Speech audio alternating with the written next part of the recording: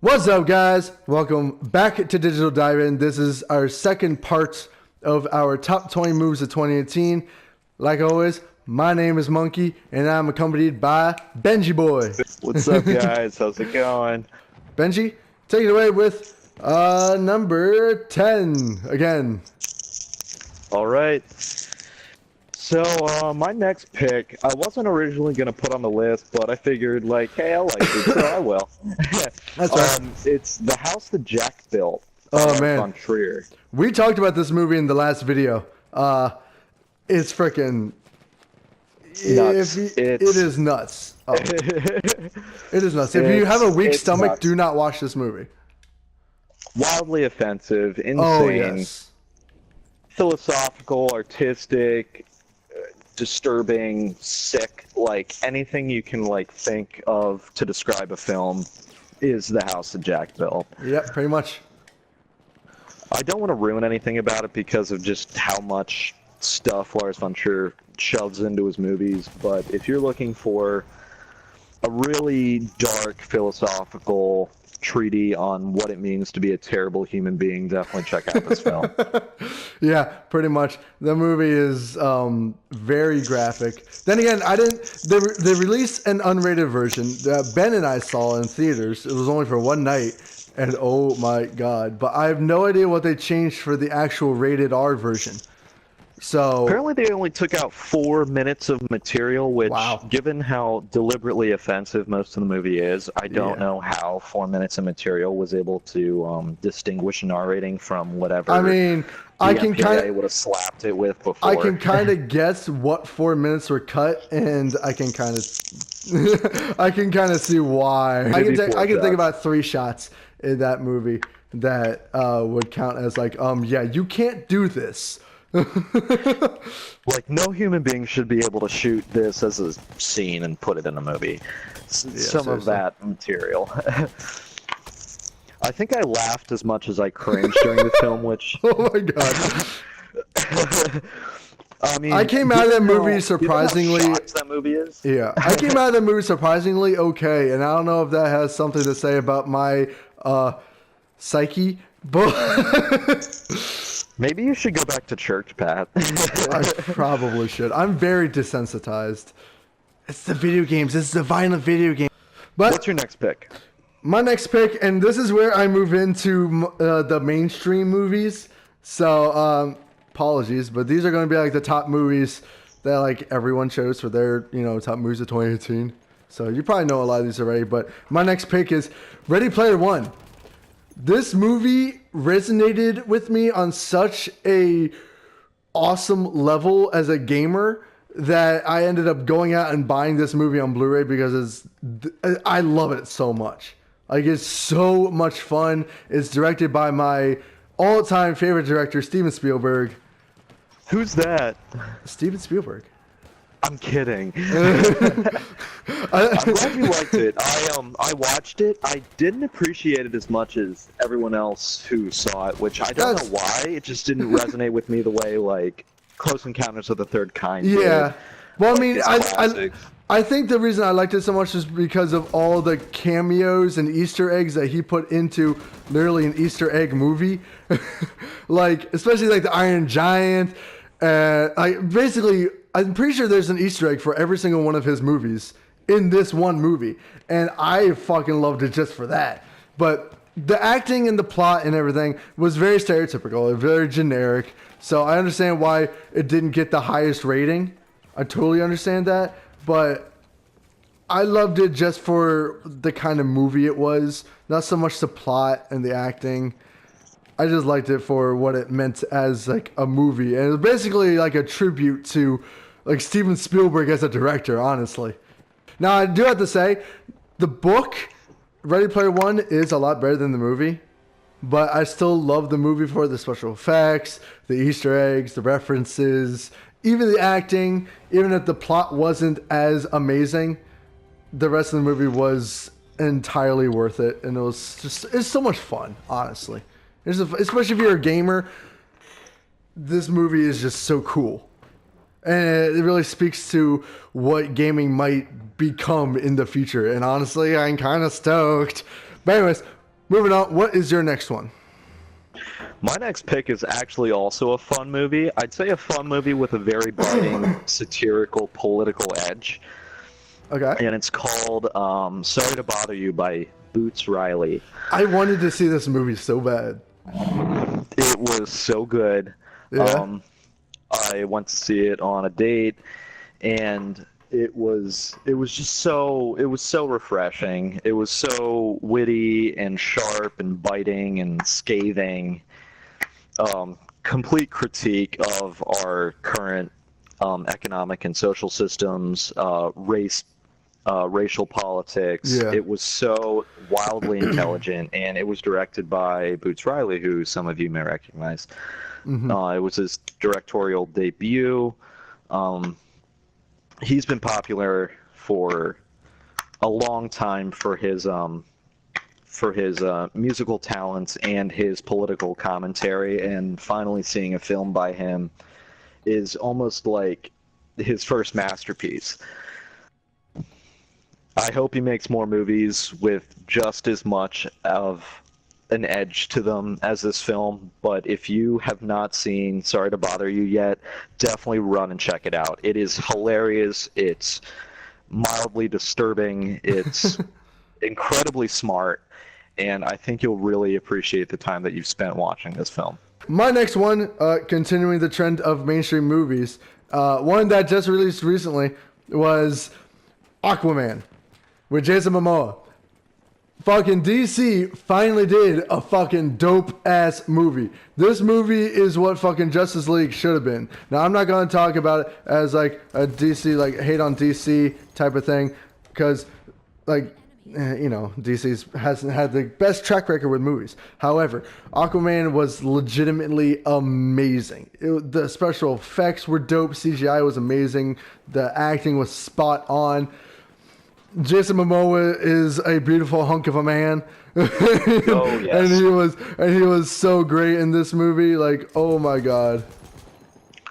He's just incredible. Like, everything he touches, from like Game of Thrones to everything he did when he was younger, like, he just has a presence that you can't beat. He's hilarious, he's funny, he's wonderful in interviews, and as Aquaman, I literally can't see anyone else playing him. I mean, also, the one thing I found really, really interesting was that he actually was talking with the director, and he helped base the character Aquaman on Polynesian culture. At the premiere, him and a bunch of a group of guys did a traditional haka. Haka. At the premiere, and at the end of the movie, he actually does a very brief haka. Right at the end of the movie, when like right before the credits roll, and I was like, "Oh shit, that was so cool!" And just that fact that he was able to give the character that little bit of a twist, and that was his idea, is really, really cool. Because Jason Momoa is of Polynesian descent; like he has Polynesian heritage in his blood, along with Native American, a shit ton of other shit. So yeah, he's multiracial. Like he is incredible. Like he's a Heinz 57. Also, James Wan is a fantastic director. Also, one of my favorite directors of all time. So I really appreciate what he did with Aquaman. But anyways, moving on. What's your next one, bro? My next one is Leave No Trace. It's a story about a father who suffers from PTSD from one of our most recent wars, and his daughter who, due to his PTSD and not being able to assimilate back into American culture, live, which is, it's like a beautiful story, but it's so sad because of course, of how veterans are left behind by society, and how not all the time people are able to assimilate back into a non-violent culture. But they live in a nature reserve near Portland, Oregon. And one day, after making just a small little mistake because they're trying to live off the map, someone reports them to authorities, and they're forced to make a decision between being forced to assimilate back into culture or still living their existence. God damn, that's heavy.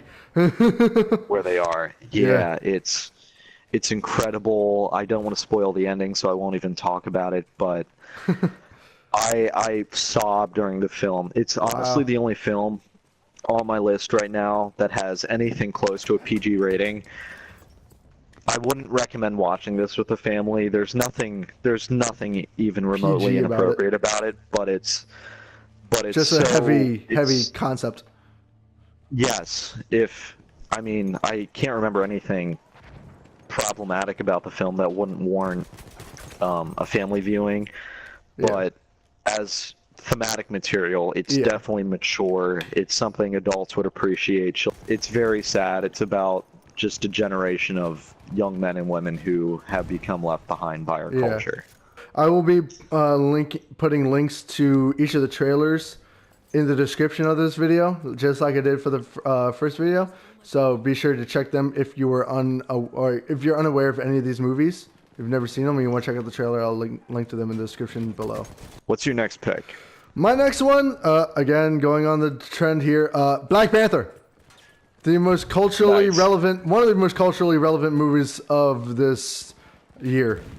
I love Black Panther. It was so good. It was. I watched it the other night again. The movie's just so damn good. Like, it took over. It was one of the best Marvel movies of the year. As much as it was just like a standard, Marvel plot, superhero plot, just what they did with it and the fact that even the villain, it had one of the best villains in the Marvel Cinematic Universe. And even him, like, I love it when villains, like, their drive to do what they do isn't evil. It actually makes you care about them. Is it sad that I actually empathized with the villain more than I did with no, that's totally fine. hero? That's the thing. That's what a lot of people did. That's what happened with a lot of people, because like Killmonger, he was just doing what he was doing to, like, he wanted fairness and equality. Reparations. Yeah, exactly. He wanted, yeah. He Which did is want totally fairness and equality. Which is totally fine. Which is totally fine. It's just he went about it the wrong way. And it was even really more interesting because Black Panther even ended up like agreeing with him. He agreed with him 100%. And he even changed the way Wakanda functions at the end of the movie to accomplish what Killmonger was trying to do, but in a more peaceful way. So I really, really like that. I really like that there was no really evil part of Killmonger. He was just going about things in the wrong way. Basically the same way Thanos did. Like, he had totally valid reasons for doing what he was doing. Right? Thanos did nothing wrong. He had totally good reasons for doing what he did, but he just went about it the wrong way. So, I like when they do that with villains and other characters. But yeah, Black Panther, such a culturally relevant movie. Definitely resonated with African Americans and especially African American nerds. So I really, really like that this movie got made and it was as good as it was. It was pretty great. I need to rewatch it. And Yeah. it is on Netflix now, is it not? Oh, it is. That's why I was watching it. So some of it these was dope. films that we're talking about, guys, are totally available very Oh, easily. yeah. Some of the ones I'm picking are not really readily available. Some of them are. Most of them are But a lot either of the going to ones be... you're picking, Pat, are Yeah. very easy to track down. Most of them are either on Amazon Prime, Netflix, even Hulu will probably have a few. But yeah. What's your next one, bro? All right, my next pick is Luca Guadagnino's remake of Dario Argento's Suspiria. Oh, man. You showed me the trailer for this. Actually, we were going to go watch it, and I fucked up. I apologize for that, by the way. I totally forgive you. I was so sad I when know. you couldn't come see it with me. I have the Blu-ray coming this month, but it's basically about this young American girl who goes to a European dance school during the 70s. While some political turmoil is going on in Berlin, dance school is run by and facilitated by a coven of witches. Yeah. Yeah. I saw the trailer. It's pretty freaky. It's freaky, it's scary, it's violent, it's sexy. Like, there's so many adjectives to describe this film because of just how much material Guadagnino is able to shove into it. It's shocking, it's provocative, it's political, like, it's feminist. It's quite a ride. What's your next pick, Pat? Yeah, no. Anyways, my next one is, again on the fucking trend, it's Infinity War, guys. And yes, I know a lot of nerds are going to hate me for not putting this as number one, but you'll know why it's not my number one. But no, Infinity War, it was the biggest Marvel events of the year. It had every single Marvel character from all 10 years making, I guess you can say. The acting was phenomenal. The villain was, like I said, another one of the best villains in the Marvel Cinematic Universe. They did the whole empathetic villain, which I really like. I always like that more when they do that with villains. Like I said, with Killmonger, he was the same way.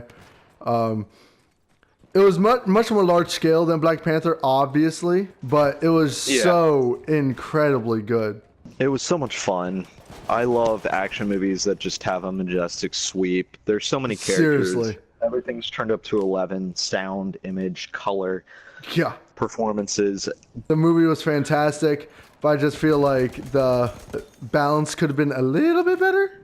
Maybe that's just me being nitpicky. The Russo brothers are fantastic, and they did the Avengers 4, or the Avengers 3 rather, very, very well, and I cannot wait for Avengers 4. That Endgame already looks like emotional as fuck, and I don't think I'm ready for this. Anyways, what's your next one, bro?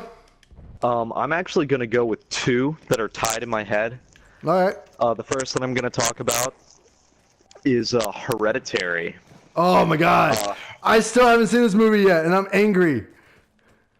It shocked me more than I was expecting it to. So I think that's why I'm putting it so high there on my list. Yeah. Because as a horror film, it was pretty tame.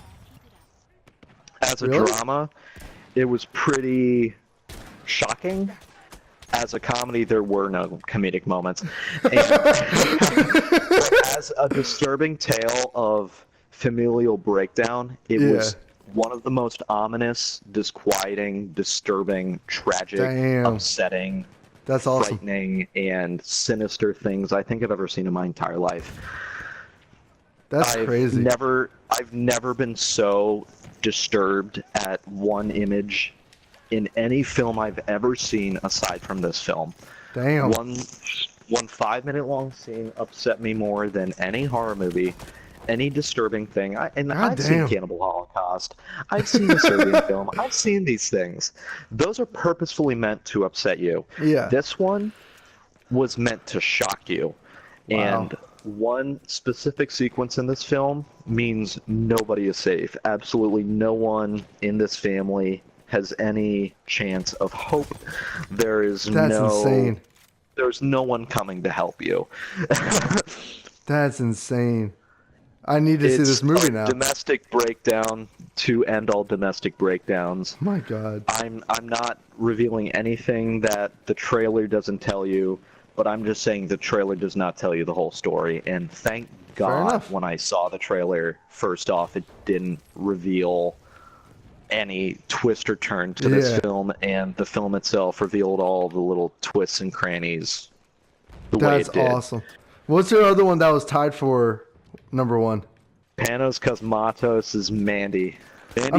Mandy's phenomenal. I'm not a big fan of Nick Cage because it's Nick Cage. He's like the Nickelback of Hollywood. But I mean, once in a while he puts out good shit. So I'm guessing Mandy. But he won an Oscar. Mandy is incredible. It's about a couple who live in a secluded cabin in the woods whose lives are completely shattered by a hippie cult. Ooh. And they're Wait, hold up. How would your lives be shattered by a hippie cult? They're hippies. Peace, love, and rock and roll, fam. A psychedelic hippie cult who perpetuate their Manson-esque belief system through violence. Oh, fair enough. That makes sense. The wife is kidnapped by the Charles Manson-esque leader of the cult, and the main character, Nicolas Cage's character, goes on a psychedelic grindhouse revenge spree. Oh, goddamn. It's insane. Everything is turned up to the max.